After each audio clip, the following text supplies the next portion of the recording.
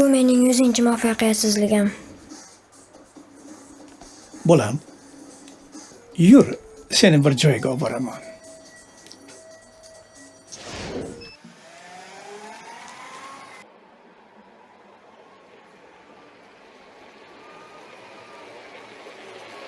Mana bu cho'lni ko'ryapsanmi?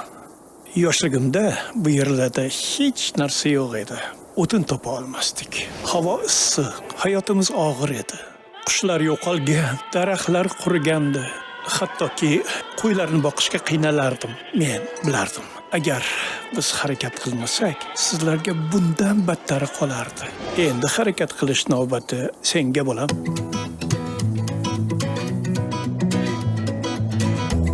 Bu yerda quyosh elektrostansiyalarini qurish juda qiyin bo'lgan.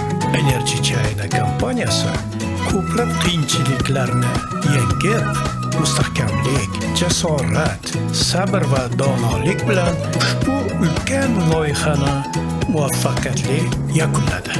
Siz ham ana o'sha fazilatlarni o'zlashtirishingiz kerak. Faqatgina shu tarzda muvaffaqiyatga erishish va haqiqiy o'sishni amalga oshirish mumkin.